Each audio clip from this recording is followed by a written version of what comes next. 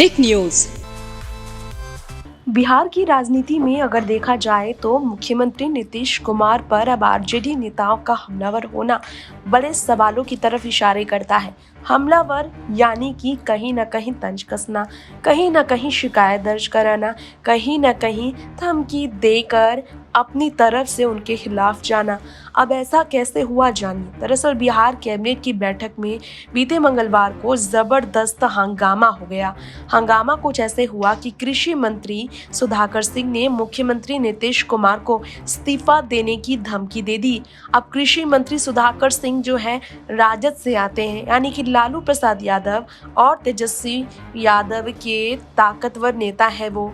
अब राजद की ओर से अगर जेडीयू नेता और सीएम नीतीश कुमार को धमकी मिलती है तो समझ लीजिए कि ये किस तरफ इशारे करता है। पहले भी टिप्पणियां दी गई है कि राजद में शामिल होकर राजद के साथ महागठबंधन करने वाले नीतीश कुमार ने बीजेपी को छोड़ा, लेकिन वो ये भूल गए हैं कि राजद से लोकप्रिय नेता तेजस्वी यादव इस वक्त जरूर उप मुख्यमंत्री के पद पर है, लेकिन पूरे बिहार में तेजस्वी जल्द ही मुख्यमंत्री बन जाएंगे।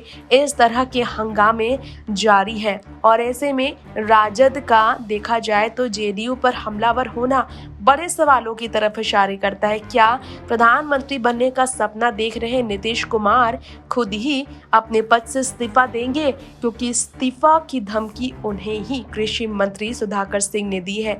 कहा है कि अगर गलत कहा मैंने तो मैं इस्तीफा दे देता हूं। कैमूर में सुधाकर ने कहा था कृषि विभाग के लोग चोर हैं और वो उन चोरों के सरदार है। अब ऐसा उन्होंने कहा तो इस पर हंगामा जमकर हुआ है। वैसे तो यूपी बिहार की विपक्षी राजनीति में एनडीए की विजय रथ को रोकने की पूरी तैयारियां चल रही हैं, लेकिन राजद को छोड़कर विधानसभा चुनाव में जेडीयू का साथ देने वाले नेता जब बीजेपी में शामिल हुए तो और भी बड़ा झटका नीतीश कुमार को लग चुका है।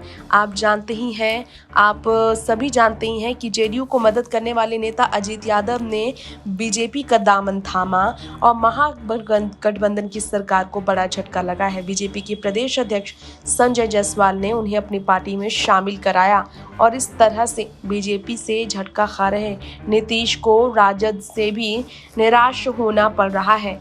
नीतीश सरकार की वसीयत कराने पर कृषि मंत्री सुधाकर कह बैठे हर खेत तक पानी के दावे में दम नहीं है, बयान पर कायम हूँ, अगर चाहे तो इस्तीफा दे सकता हूँ। इस तरह की स्टेटमेंट देकर उन्होंने बड़ा बवाल कर दिया है। अब तेजस्वी यादव क्या करेंगे? क्या वाकई में तेजस्वी को आगे बढ़ाने के लिए नीतीश को मुख्यमंत्री के पद पर राजद के नेता स्वीकार नहीं कर पा रहे हैं? उनके इस तरह के स्टेटमेंट से तो यही जाहिर होता है सार्वजनिक रूप से उन्हें सावधानी और संयम रखनी चाहिए, ये कहा था नीतीश कुमार ने टोक कर।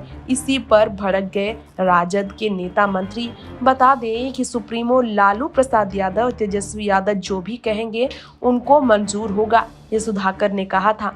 वो लोग चाहें तो उनका दिशा निर्देश दे, लेकिन नीतीश कुमार की वो सुनने को तैयार नहीं है। समझ सकते हैं आप कि सुधाकर नीतीश को सीएम के पद पर ज्यादा समय तक बर्दाश्त नहीं कर पाएंगे।